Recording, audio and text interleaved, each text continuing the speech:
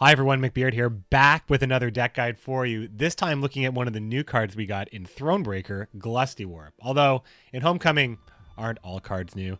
This effect, though, is one of the standout effects that I saw as far as the new cards have been added in. Monsters in general have a lot of really good build-around cards, like Glusty Warp and Caranthir specifically. Stuff that makes you look at every card in the set differently. And I think that's one of my favorite things about Monsters, is that they have so many faction-defining special gold cards. I feel that way. A lot of the factions have them, but I think the Monsters ones are really interesting. Glusty Warp, Arachas Queen as a leader, and Caranthir are all on this deck that's not really consume, but it is an Arachas Queen deck, and it does care about Glusty Warp a lot. And just in general, I think that, you know, it's probably one of the closer ways to tempo consume you can get to, but really making use of Arachas Queen's passive. So check out my take on Swarm Arachas Queen. All right, guys, Arachas Queen. I had a couple of different versions of this deck. At one point, I thought that this would be a great Yennefer deck, just being able to swarm out and play stuff like Yennefer, or, you know, Bone Talisman, or something that can really take advantage of the fact that you have so many more units than your opponent. And I do think that I will still continue to explore that. But right now, the real exploration I have is about Glusty Warp, but also about Caranthir. Like I said, these are real build-around cards. Caranthir and Glusty Warp are two of the best cards in the Monster set because of how cool they are. They just do really, really cool stuff. And a lot of the stuff that Aridin can do with Caranthir is pretty crazy because you have the clone of the unit that you can make immune or heal up. But also, when you think about the stuff you can do with a card like Ruin, that's where things start to get really interesting, because when you get 2 Ruins on the board, now you have, you know, you've got to deal with the fact that, you know, if you have Slizzard or Kayran available, not only are you getting, you know, +1 value on everything that you're consuming because you're Arachas Queen, but you're also getting the extra +4 on each Ruin. And it's not even it. You're also running Whispering Hillock, which I have said previously is one of my favorite Monsters cards, the old organic decoy. Allows you to replay Caranthir, allows you to replay Ruin and create another copy of it, allows you to replay Glusty Warp in a situation where you'd want to, or replay a Forktail, replay an Arachas Behemoth, just to get the whole buff, whole bunch of buffs on the insectoids you have. Just generally, I think Whispering Hillock, you know, it triggers a Death Wish and replays the Death Wish. It is such a great card. I love this card. I mean, you're seeing almost every, I think between, I mean, Spear Tip and Ghoul, I just kind of like because it's just, you know, kind of throwback Gwent stuff. Big body, Ghoul eats it. I kind of just like that in general, but you know, we have Ruin, we have Whisper's Tribute, the organic tutor. We have Kayran, who is awesome in this deck because Kayran is basically, it's +3 in Arachas Queen's deck because you're guaranteed that if you can eat at least 1 unit, you can eat 3 units. So you get that +3, which is really important if you have the Vran on the board or something that cares about something else that cares about units dying on your turn. So we have, like I said, Ruin, Whispus, Kayran, Glusty Warp, Whispering Hillock, and Caranthir. We have like all of my favorite Monsters cards in this list. So it is kind of like something that I've been trying to make work. So, you know the gold cards here. They do care about killing off your own units, proccing Death Wish, Swarm stuff. Old Spirit Tip is just a big play, and so is Ghoul, and that's just kind of how it is. But you can control in a position of power here because you have Predatory Dive and you have Death Wishes that you don't mind going off anyway. Plus, you often have just a wimpy little you know, 1-strength Arachas drone that you just trade off with. So if you're Arachas Queen, Predatory Dive is basically an epidemic that never hurts you, basically. So I think the Predatory Dive is awesome. Arachas Nest, obviously, with stuff like Forktail, with stuff like Vran, you know, this is stuff, this is a card that just really kind of defines the power of around for Arachas Queen. So use your Arachas Nest sparingly. Tutor them out, obviously, with this Tribute, because if you can get stuff going really fast, it's really kind of hard to stop Arachas Queen once she has the units to be able to really work with. And then if you can't really remove any of the threats, you just get extra value over your turn, and you can hold back and save your Vrans. But the Vran is a huge value piece. If you can find a way to protect your Vran, use Tactical Advantage on the Vran, or play a Vran in a situation where your opponent would likely have to pass, but you can just still get ahead with the Vran and pose a threat, so they can't really go in any further because you know the next Vran turn is going to be machine gun style on you. So you know, it's just between, and the Archaspore I think can be replaced with Ancient Foglet. Personally, I think that Ancient Foglet is maybe quickly becoming one of my favorite 4-slot 4-drops, I guess you can call it, just because it's so anti-control. And even one of these really makes Glusty Warp pretty good. Glusty Warp comes out as a 5. It's that makes Glusty Warp just a 9-pointer just to start with the Ancient Foglet. Plus, if your opponent has to ping something or remove something, it really, disincentivizes that kind of play. So then they're forced to be playing proactively, which then allows you to be in a position of control, especially if you start laying out more 1-pieces or they start playing 1-pieces for whatever reason, and then you can Glusty everything back or K-Ran everything back. So K-Ran and Glusty Warp are just so awesome. And each one of them can help you win a round. And if you get Ruin going with Caranthir, then you have so much more to work with. But it really is tricky with 1 mulligan only for this leader, which I don't really agree with. I think that maybe, I don't know if is the power level there that you need to really reserve. You cannot run Witchers in this deck. I just feel like it's just asking for trouble.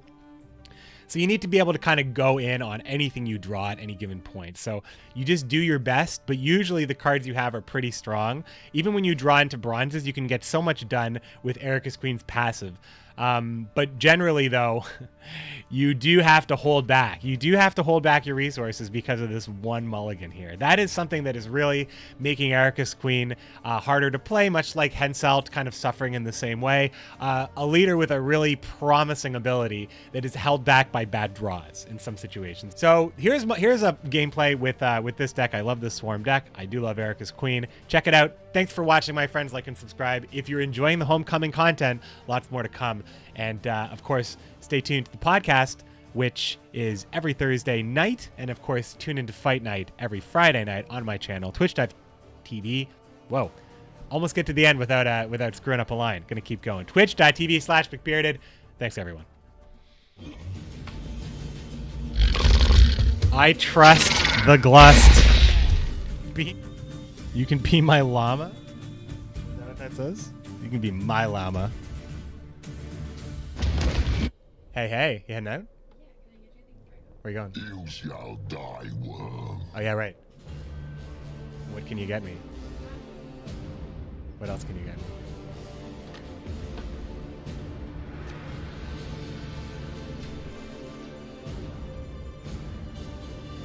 Do we want to use our 1 mulligan?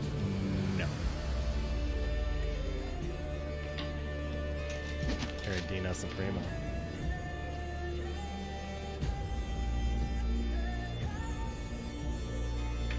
I think we're gonna go for we're gonna play this one. We're gonna play multi-ruin.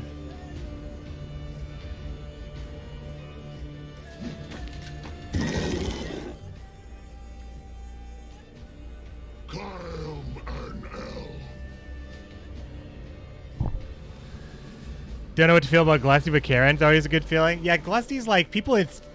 The thing is, like, Glusty works obviously very well with Arachas Queen, but Glusty in general, like, Glusty is good even if you don't get the procs, right?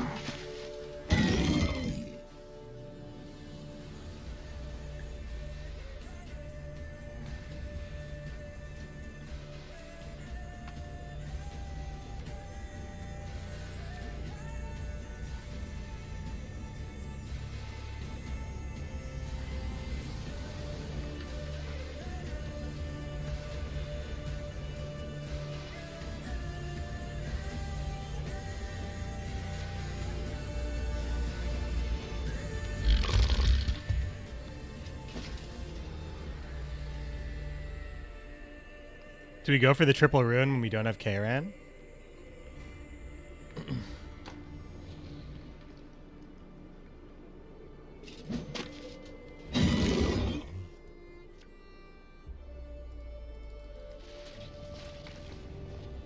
Trickery! Treachery! I am not sure how good this is. We need the Slizzard to stick, like 100%, right? Oh, he's just passing? Does he not know I can go down 2 cards comfortably and still win? Like, he thinks this guy is stuck in tempo land. He doesn't know. He doesn't know. Like, 2 cards is fine for me.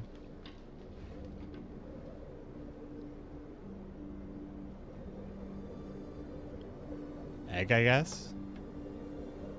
I mean, I need all of these, so.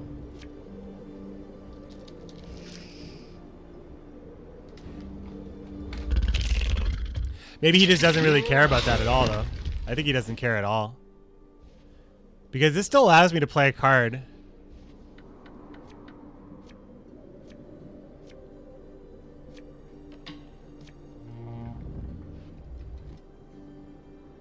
If I mulligan here and get Nest, I brick Wispus.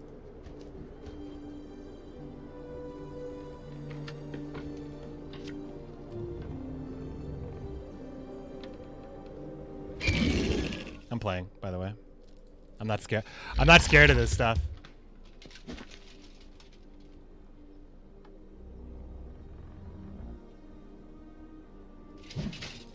I want to make this a little not what he expected.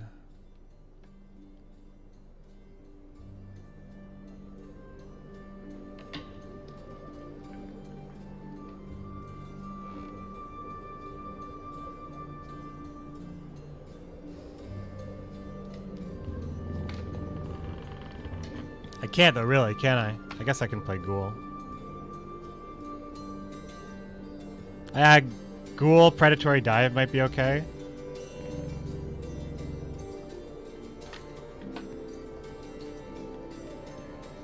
This actually forces him to play stuff. Plays around lemons because we know that's out there.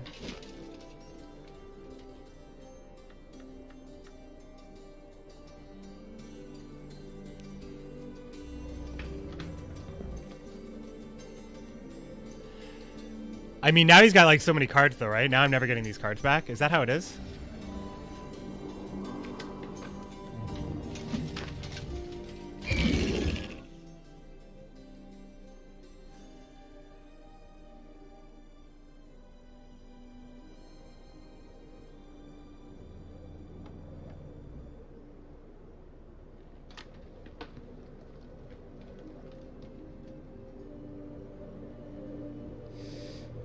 I'm pretty screwed here. I'm pretty screwed here.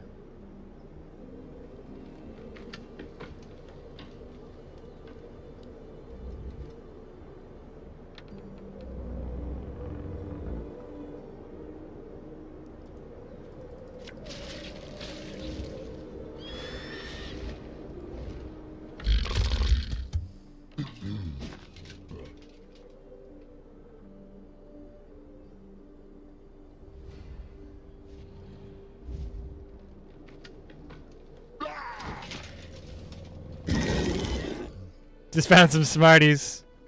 I hope everyone's doing well. Hitchhiker to Galaxy throwing some cheers in. Thanks, man. Why the fog? This fog is like a new. This fog is odd. I would say this is odd. But the thing is, the pass that he did was also super weird. But I kind of got baited. I got tricked into this, into playing into it. I guess not really tricked. It's like pretty clear that it's entirely my fault. If I had Glusty Warp, maybe I'd try, but the plays just aren't that strong here. And all he has to do now is play a 4. He has Aridin, right? I have to play into it, I think. I'd be your best and last. This also like kind of only really works with Arachas Queen because you have usually a 1. Whereas opposed to the Wispus Tribute, you don't. But I do like that interaction because Wispus Tribute sometimes kills itself, but with Arachas Queen you get like you are protected. It's like a targeted. It's like kill the lowest unit and you get nothing. Like nothing hurts you. Soliciting the Ghoul, yeah, it has to be on the same row, so there's no difference. It has to be on the same row, dudes. Boy, that's sure slow.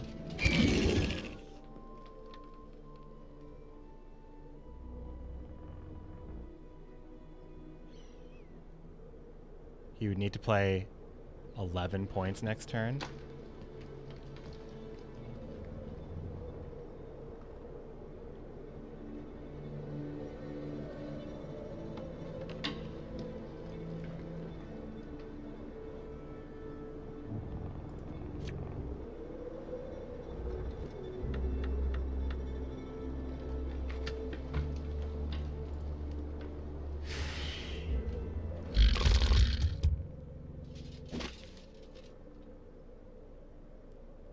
I guess I like need to see Aridin used, or I can't in good conscience.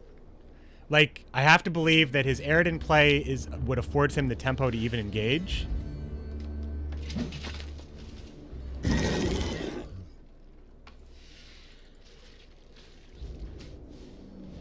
It's the only thing that actually affords him the ability to engage. So without actually playing his Aridin play, he actually won't have the tempo to beat me.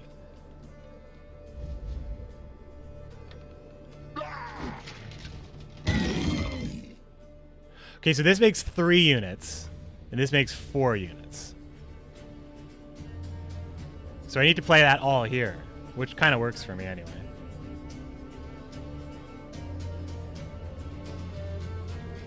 But this is where he would have... This is where, when I only have 1 card left, that's when he plays his Aridin. So he knows he can still win, right?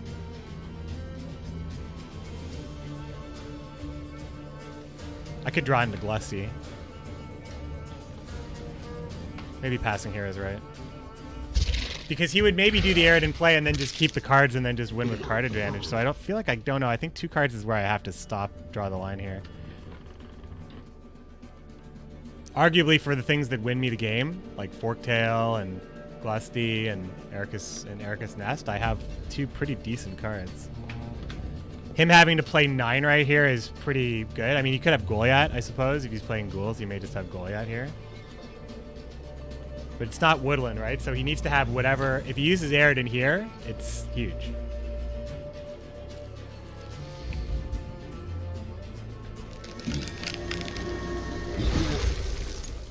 I made the right decision. Now we just have to deal with the extra card. That's the other problem.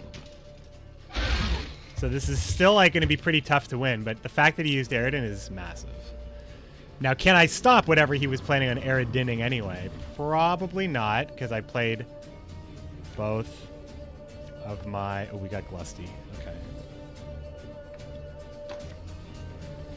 A lock just kills this anyway. Ooh, that's good. That's good, all things considered.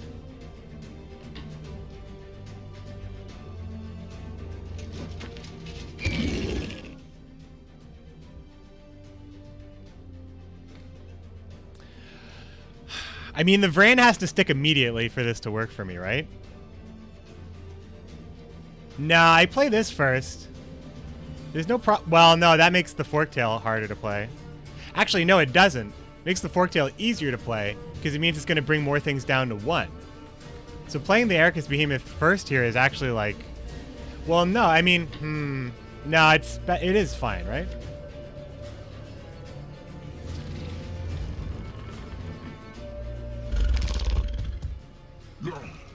But I have to play Vran, Nest, Forktail, Glusty, right?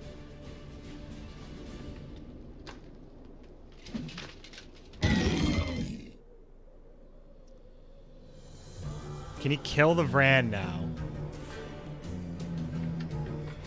How would he kill the Vran? Wild Hunt Warrior, or like, what is it? Wild Hunt Hound, I guess, could do it.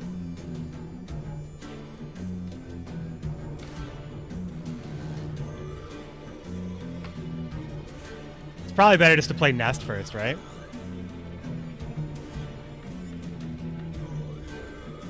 Aridin could also be running Forktails of his own. I think I have to go Nest, Vran, Forktail, Glusty.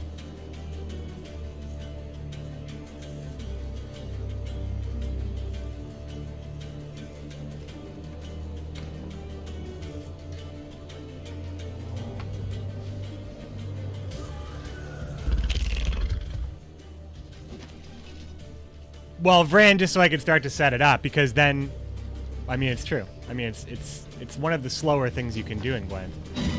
Okay, so this feels okay. So I want to I'm going to kill all these, right? So I do want to play Vran now, because now it's how I maximize the value and maybe win this game.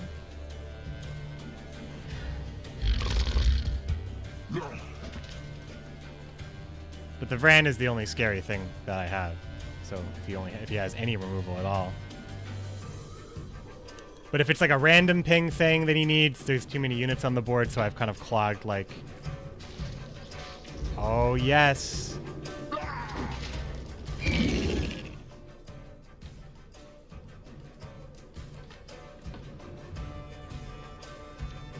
This is great, right?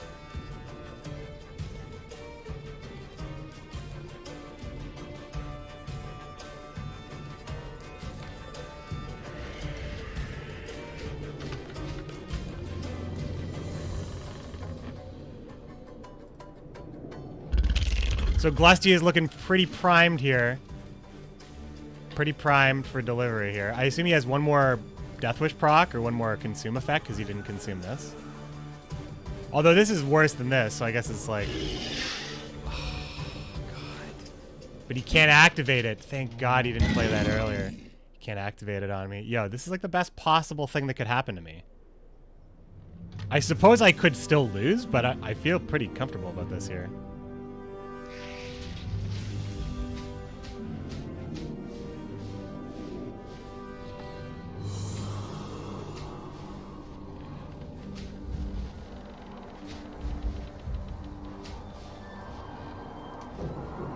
It's not over! Oh man, that is like the longest sequence. Look at the rope. I played it like right away, didn't I? And the rope already started. It's still gonna hurt me a lot, but it's not gonna be enough.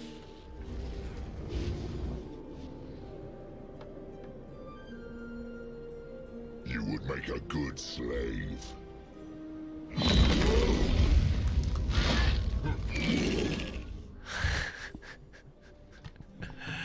I'm not on early Cyber Seed. I only go on later for podcast and fight night. That was a good one. That was fun. All right, let's play one more